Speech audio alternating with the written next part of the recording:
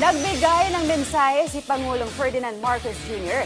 kay Filipino tennis sensation Alex Ayala matapos ang makasaysayang kampanya nito sa Eastbourne Open. Sa ngayon ay paghahandaan ni Ayala ang Wimbledon. Para sa detalye, narito report ni Jamaica Bayaca.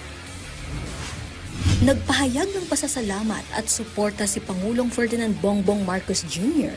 kay Filipino tennis sensation Alex Ayala matapos ang makasaysayang kampanya nito sa WTA 250 Lexus Eastbourne Open sa England. Hindi man pinalad sa dikitang finals match kontra kay Maya Joins ng Australia sa score na 6-4, 6-1, 6-10 to 7-12, panalo pa rin sa puso ng sambayan ng Pilipino ang 20-year-old Pinay netter bilang kauna-unahang Pinay na nakatungtong sa WTA Finals. Sa social media post ni PBBM, ibinahagi nito ang kanyang pagka-proud sa Pinay tennis star kasabay ng patuloy na pagbuhos ng suporta ng maraming Pilipino.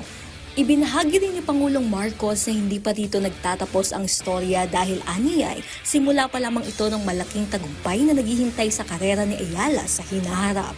Ilang araw matapos ang kanyang historic runner-up finish sa Eastbourne Open, agad na magbabalik aksyon ang Filipino tennis sensation para naman sa kanyang major debut sa Wimbledon.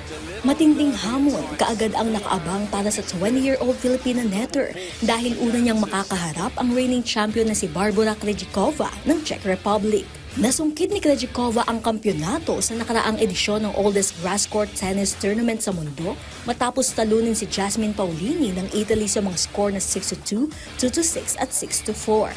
Sa kasalukuyan, hawak ni Krejcikova ang WTA ranked number 17 pero noong 2022 ay nakamit niya ang kanyang career high number 2. Bukod sa pagiging kampyon sa Wimbledon, 2 Grand Slam na din ang pinagreynahan ng 29-year-old Czech tennis player. Underdog man uli si Ayala sa kanyang unang salang sa Wimbledon, pinatunayan naman niya sa Eastbourne Open na kaya niyang makipagsabayan sa mga grass tournaments. Dahil sa kanyang magandang ipinakita sa Eastbourne Open, muling umangat ang WTA rankings ni Ayala at nakamit ang panibagong career high na number 56. Jamaica Bayaca para sa atletang Pilipino, para sa bagong Pilipinas.